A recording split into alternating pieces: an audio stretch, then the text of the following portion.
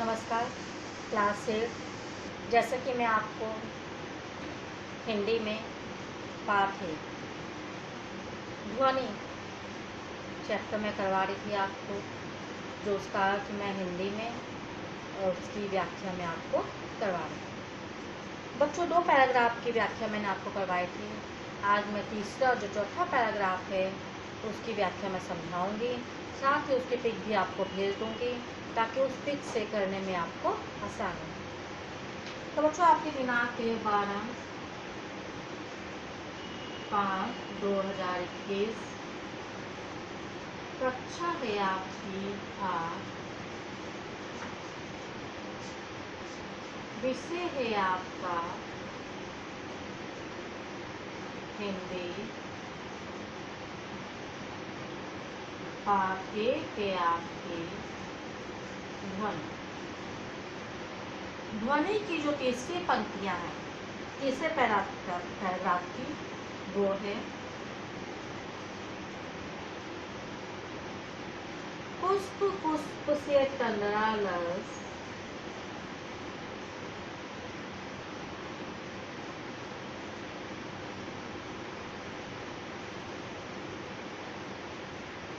तंद्रा लस लालसा,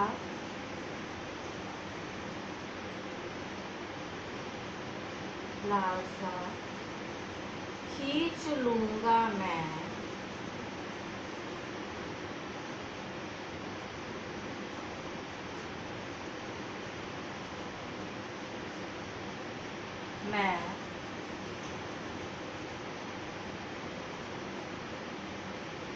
अपने नव जीवन का अमृत,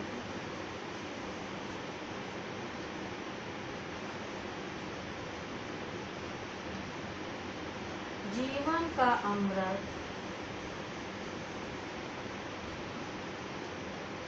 सहज सींच लूंगा। दूंगा होगा यहाँ पे, दूंगा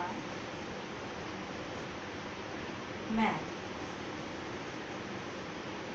तो बच्चों, यहाँ पर जो सूर्यकांत निराला जी हैं वो कह रहे हैं कि इन पंक्तियों में उन्होंने कहा कि जो बसंत है, जैसे कि सभी ऋतुओं में जो बसंत सबका राजा होता है, सबको पता है, क्योंकि बसंत ऋतु में जो प्राकृतिक होता है, वातावरण बहुत ही सुंदर हो जाता है। चारों ओर हरे भरे पेड़ पौधे ही दिखाई देते हैं, नई नई कलियों का विकास होता है और चारों ओर हरियाली ही होती है। यानी कि बसंत को उसका यौवन कहा गया है, यानी बसंत को यौवन कहा गया, यानी युवावस्था कहा गया है। तो निराला जी कहते हैं कि जैसे बसंत में चारों ओर हरियाली हो जाती है, हरे भरे पेड़ पौधे हो जाते हैं, यानी बसंत युवावस्था, यानी वही बसंत मेरे में, यानी कि युवावस्था इस समय मेरी है। जो मेरा मन है, इस युवावस्था में जो मेरा मन है वह उमंग और उत्साह से भरा हुआ। तो इन पंक्तियों में कवि कहते हैं कि पुष्प पुष्प से तंद्रा लस, लालसा खींच लूंगा। यानी कि कवि बसंत रूपी उम्मीद बनकर सोए हुए और जो अलसाए फूलों रूपी उदास लोगों में, जो उदासी है, उनके अंदर आलस्य है, वो बाहर निकालने के लिए कह रहे हैं। अपने नव जीवन का अमृत सहर्ष सींच दूंगा। वह इन सभी लोगों को नया जीवन देना चाहते हैं। पुष्पों में से वह उदासी को खींचकर उसमें नया जीवन का अमृत भर दूंगा, ऐसा उनका कहना है।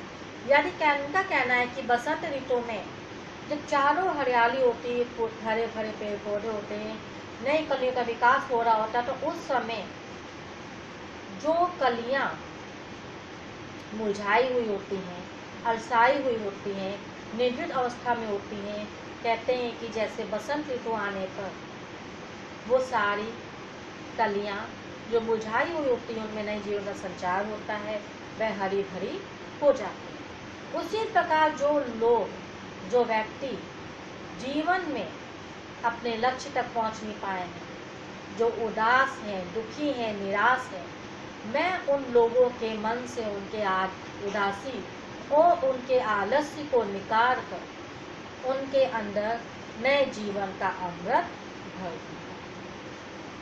यानी कि वह उन लोगों को नया जीवन देना चाहते हैं, ये इसका अर्थ है। उसके बाद आपका चौथा पैराग्राफ है, यानी कि पंक्तियां हैं।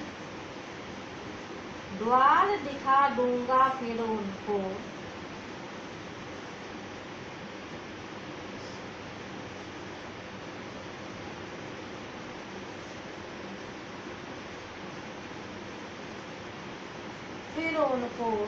हे मेरे वह जहां अनंत,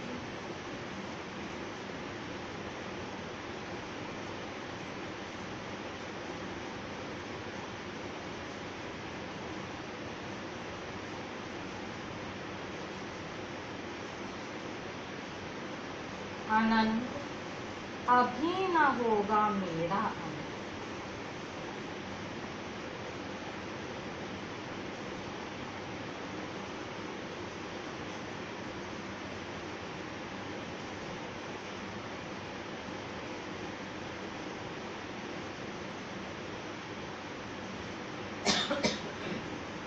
इसमें जो निराला जी है वो इन पंक्तियों में कवि निराला जी कहते हैं कि द्वार दिखा दूंगा फिर उनको, हे मेरे वह जहां अनंत। वो कहते हैं कि जो मैं सोए हुए फूलों यानी कि निराश लोगों के मन में जीवन जीने की कला सिखा दूंगा। यानी कि जो व्यक्ति दुखी हैं, उदास है, निराश है, उनको मैं आनंद प्रकाश का जो मार्ग है वो मैं उनको दिखा दूंगा। यानी कि उनके अंदर जो उदास है, निराशा है, जो आलस्य है, उसको मैं बाहर कर दूंगा ताकि वह अपना सुखी से अपना जीवन व्यतीत कर सके। अभी न होगा मेरा अंत। कवि का मानना है कि यदि युवा पीढ़ी परिश्रम करेगी, यदि जो हमारी युवा पीढ़ी जो चल रही है, यदि वह परिश्रम करेगी तो उसे मनचाहा लक्ष्य प्राप्त हो जाएगा। यदि वह आलस्य ही और निराश होकर, दुखी होकर बैठी रहेगी तो वह अपने लक्ष्य तक पहुंच नहीं पाएगी। तो इस आनंद का जो उसे मनचाहा लक्ष्य प्राप्त होगा, जो उससे उसे जो आनंद प्राप्त होगा, वह उस आनंद का कभी अंत नहीं होगा। इस प्रकार कवि कहता है कि जब तक वह थके हुए, हारे हुए लोगों को और ये जो नई पीढ़ी है, युवा पीढ़ी है, उनको नई राह नहीं दिखा देंगे, तब तक उसका अंत होना असंभव है। कवि कहता है कि मेरे जीवन का जो अंत है वह तब तक नहीं होगा जब तक मैं इन युवा पीढ़ी को नई राह नहीं दिखा देता और उनको अपने लक्ष्य तक पहुंचने में उनकी मैं मदद नहीं कर देता। और जो उदास है, निराश है, आलसाए हुए हैं, जिनके अंदर आलस्य भरा हुआ है, उन लोगों को जब तक मैं उनके जीने की कला नहीं सिखा देता, तब तक मेरे जीवन का अंत नहीं। ये थे इसकी व्याख्या। तो बच्चों, इसकी पंक्तियों की जो इसका अर्थ है उसकी पिक में आपको भेज दूंगी ताकि आपको लिखने में आसानी हो। तो बच्चों, अभी भी आपकी क्लास से बहुत से बच्चे ऐसे जिनका वर्क सेंड नहीं कर रहे हो। बच्चों सभी बच्चों को अपना वर्क सेंड करना है ताकि मैं आपका अटेंडेंस लगा सकूं, आपको मार्क्स भी दे सकूं। तो यही मार्क्स आपके जो वर्कशीट के जो आप भेजेंगे, यही मार्क्स आपके जो आगे मई में होने वाला टेस्ट है उसमें आपके जोड़कर आएंगे। बच्चों, इसलिए सभी को वर्क सेंड करना बहुत ही अनिवार्य है। ये था आपका पाठ है ध्वनि का अर्थ। जो मैं आपको समझाया है, कल आप इसको क्लासबुक में सेट कीजिए। नमस्कार।